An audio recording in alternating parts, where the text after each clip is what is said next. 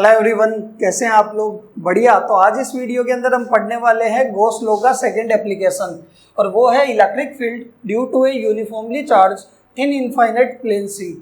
कि हमारे पास एक uniformly charge infinite plane sheet है और जिसकी सरफेस चार्ज डेंसिटी सिग्मा है, और इसकी वजह से हमें इलेक्ट्रिक फील्ड इंटेंसिटी निकालनी है। ठीक है, तो इसके अंदर let sigma be the uniform surface charge density of an infinite plane sheet. कि जो इनफाइनाइट प्लेन शीट है उसकी सरफेस चार्ज डेंसिटी सिग्मा है। सरफेस चार्ज डेंसिटी क्या होती है? चार्ज पर यूनिट एरिया की, पर यूनिट एरिया के अंदर कितना चार्ज स्टोर हो रहा है, और जिसकी वजह से हमें क्या निकालना है, इसमें इलेक्ट्रिक फील्ड इंटेंसिटी निकालनी है गॉस थ्योरम का यूज करते हुए, गॉस लॉ का यूज करते हुए। ठीक है, तो सबसे पहले हम शीट बनाते हैं। इसके अंदर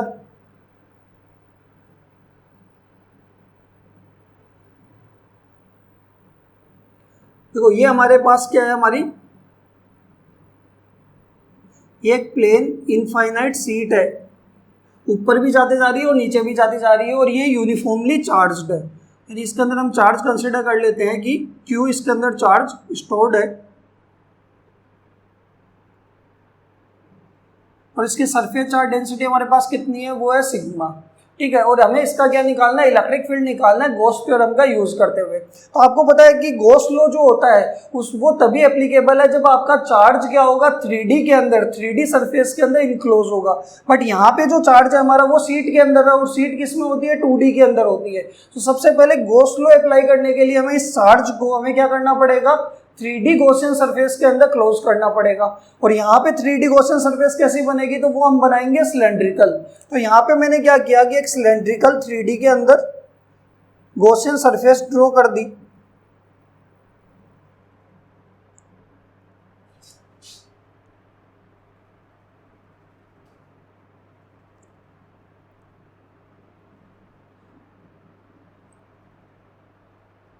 इस तरीके से। अब अगर आप देखोगे तो ये जो चार्ज है वो चार्ज क्या है आपका, सिलेंड्रिकल सरफेस के अंदर गॉसियन सरफेस में 3D में क्लोज हो गया है। अब आप इसका क्या निकाल सकते हो कि नॉर्मल तरीके से हम क्या करेंगे, फ्लक्स निकालेंगे, और फिर गॉस के अकॉर्डिंग इसका फ्लक्स क्या होगा, टोटल चार्ज अपॉन एप्सिलॉन 0, और दोनों को क्या करेंगे, इक्वेट करेंगे, तो हमारे पास इलेक्ट्रिक फील्ड आ जाएगा। ठीक है, तो देखो अगर आप इसको देखोगे अच्छे से, तो यहाँ पे अगर आपके पास सीट है तो वो सीट इस तरीके से रखी हुई है, और इस सीट के बीच के अंदर क्या है, यहाँ पे और यहाँ पे चार्ज रखा हुआ है। तो अगर आप देखोगे कि सीट से इलेक्ट्रिक फील्ड लाइंस ऊपर तो नहीं जानी, क्योंकि सीट क्या इनफाइनाइट है, यानी ऊपर तक जाती जा रही है, नीचे भी इलेक्ट्रिक फील्ड लाइंस नहीं जानी। तो यहाँ बीच में चार्ज है, तो इलेक्ट्रिक फील्ड लाइंस या तो जाएगी राइट के अंदर, या फिर इलेक्ट्रिक फील्ड लाइंस किधर जाएगी, लेफ्ट के अंदर। यानी अगर आप देखोगे यहाँ सीट रखी हुई है, और इसके चार्ज को हमने क्लोज करने के लिए ये सिलेंड्रिकल क्या बना दी, गॉसियन सरफेस बना दी।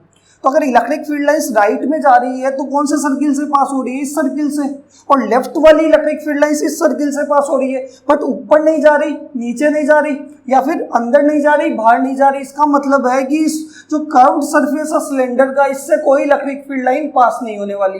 यानी इस कर्व्ड सरफेस का फ्लक्स कितना आएगा, 0, और फ्लक्स इस सर्किल का आने वाला है और इस सर्किल का आने वाला है। ये चीज क्लियर है? तो सबसे पहले नॉर्मल तरीके से हम क्या करेंगे कि इस सर्किल का और कर्व्ड सरफेस का क्या करेंगे, फ्लक्स निकालेंगे, तीनों को ऐड करेंगे तो इस सिलेंडर का क्या आ जाएगा, टोटल फ्लक्स आ जाएगा। फिर गॉस के अकॉर्डिंग वही फ्लक्स किसके इक्वल होगा, टोटल चार्ज अपॉन एप्सिलॉन 0 के, और दोनों को हम क्या कर देंगे, इक्वेट कर देंगे, तो हमारे पास नेट इलेक्ट्रिक फील्ड इंटेंसिटी आ जाएगी। क्लियर है? तो सबसे पहले देखो इस सर्किल का हम फ्लक्स निकालते हैं। तो इसके लिए मैंने क्या किया, यहाँ पे एक स्मॉल एरिया कंसिडर कर लिया, ds। ठीक है, इसका एरिया वेक्टर क्या होगा, बाहर की तरफ। अगर यहाँ पे सीट रखी हुई है तो सीट से इलेक्ट्रिक फील्ड लाइंस भी क्या हो रही है, बाहर ही निकल रही है, तो दोनों के बीच में थीटा कितना आएगा, 0। ठीक है, इस छोटे से एरिया का फ्लक्स कितना आएगा, वो आएगा E.ds, और इंटीग्रेट कर देंगे तो पूरे सर्किल का फ्लक्स आ जाएगा, वो आएगा φ1। ठीक है, अगर मैं φ1 की वैल्यू निकालूंगा तो φ1 की वैल्यू क्या होने वाली है, φ1 इक्वल्स टू E.ds। ये तो स्मॉल एरिया का है, और इसको इंटीग्रेट कर देंगे तो ये टोटल आ गया। ठीक है, अगर इसको ओपन करते हैं तो हमारे पास क्या आने वाला है, वो आएगा E.ds cos थीटा n के। क्लियर है?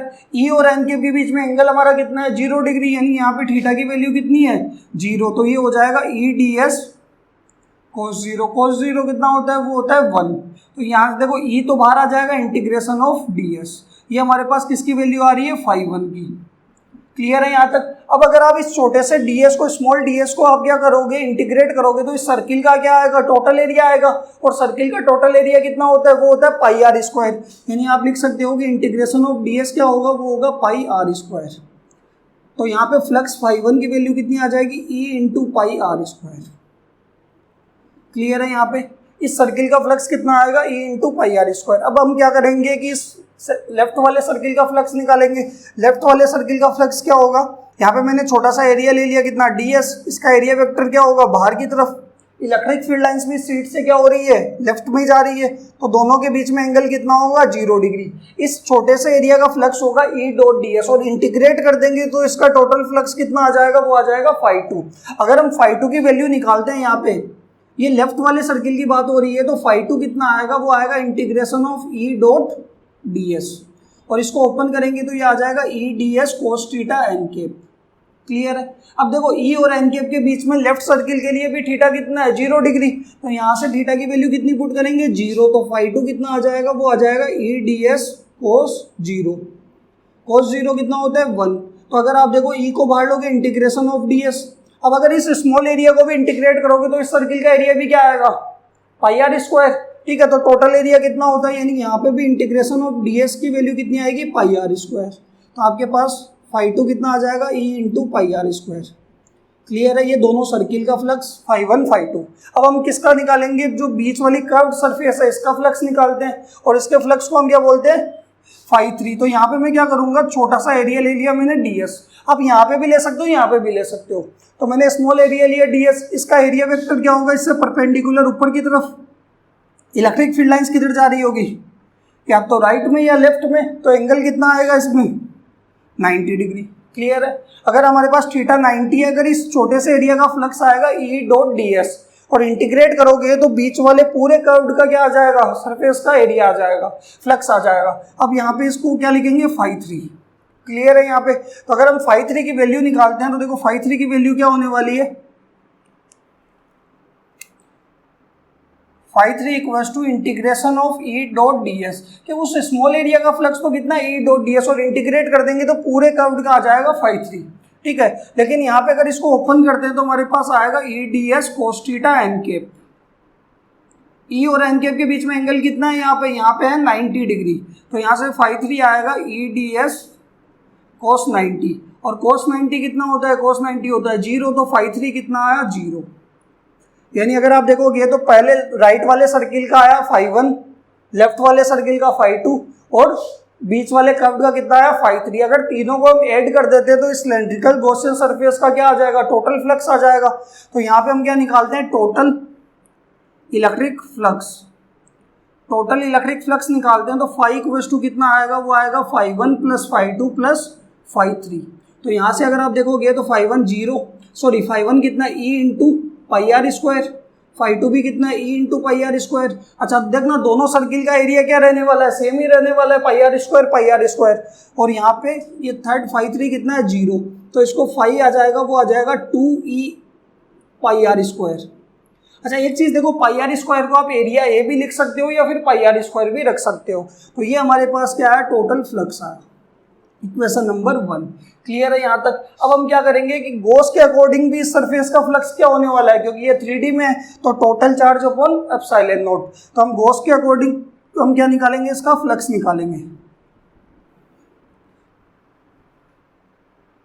नॉर्मल तरीके से हमारा फ्लक्स आया है, वो आया φ equals to E 2E pi r square. अब हम बात करते हैं, वो करते हैं according to Gauss theorem. According to Gauss law आपका जो फ्लक्स होने वाला है वो होने वाला है total charge upon epsilon not. ये आ गई आपके पास इक्वेशन नंबर 2। ठीक है। यानी अगर नॉर्मल तरीके से सिलेंड्रिकल गॉसियन सरफेस का फ्लक्स आया 2E पाई आर स्क्वायर, और गॉस के अकॉर्डिंग कितना आया, total charge upon epsilon not. अब दोनों इक्वेशन को क्या कर देंगे, हम इक्वेट करेंगे। तो फ्रॉम इक्वेशन 1 एंड 2 आपके पास फ्लक्स ये 2E pi r square equals to हो जाएगा Q बाई एप्सिलॉन नॉट। अगर इलेक्ट्रिक फील्ड की वैल्यू निकालेंगे तो ये आएगा Q by 2 epsilon naught pi r square. Clear है। अब हमें पता है कि देखो सरफेस चार्ज डेंसिटी सिग्मा, वो क्या होती है, चार्ज पर यूनिट एरिया। तो यहाँ से अगर आप देखोगे तो सिग्मा बराबर क्या होगा, क्यू, और एरिया यहाँ पे कितना है सर्किल का, पाई आर स्क्वायर, यानी मैं इसको लिख सकता हूँ sigma, Q by pi r square को क्या लिख सकता हूँ, सिग्मा। तो ई बराबर कितना आएगा, sigma upon 2 epsilon naught. Clear है। अगर आप देखोगे इस शीट की सरफेस चार्ज डेंसिटी क्या है, कांस्टेंट है, 2 भी क्या है, कांस्टेंट है, और इलेक्ट्रिक फील्ड भी आपका क्या है, कांस्टेंट है। मतलब इलेक्ट्रिक फील्ड डिस्टेंस पे डिपेंड नहीं कर रहा है, इलेक्ट्रिक फील्ड हर जगह क्या रहने वाला है, सेम रहने वाला है। इस शीट की वजह से इस पॉइंट पे भी इलेक्ट्रिक फील्ड कितना है, सिग्मा अपॉन 2 एप्सिलॉन 0। यहाँ पॉइंट लोगे तो भी कितना आएगा, सिग्मा अपॉन 2 एप्सिलॉन 0। और ज्यादा डिस्टेंस पे ले जाओगे तो भी इलेक्ट्रिक फील्ड क्या रहने वाला है, सेम ही रहने वाला है। इसका मतलब इलेक्ट्रिक फील्ड डिस्टेंस पे डिपेंड नहीं करता, हर जगह इलेक्ट्रिक फील्ड क्या रहता है, कांस्टेंट रहता है, सिग्मा अपॉन 2 एप्सिलॉन नॉट। तो अगर आपको ग्राफ बनाना है डिस्टेंस और इलेक्ट्रिक फील्ड के बीच में, तो आर और ये ई आपको ग्राफ पूछ ले तो इलेक्ट्रिक फील्ड, ये ग्राफ क्या आएगा, स्ट्रेट लाइन आएगी कांस्टेंट की, हर डिस्टेंस पे इलेक्ट्रिक फील्ड क्या रहेगा, कांस्टेंट रहेगा, और वो कितना होगा, सिग्मा अपॉन 2 एप्सिलॉन 0। क्लियर है यहाँ तक। या फिर देखो यहाँ पे आप एक और चीज कर सकते हो, पाई आर स्क्वायर को ए भी लिख सकते हो, क्या लिख सकते हो, तो 2e a बराबर क्यू बाई एप्सिलॉन नॉट। तो ये आ जाएगा e equals to Q upon 2 epsilon, क्योंकि क्यू बाई ए को क्या लिखोगे, सिग्मा, तो ये आ जाएगा sigma upon 2 epsilon naught. Clear है यहाँ तक। ये हमारे पास आया electric field intensity due to a uniformly charge thin infinite sheet.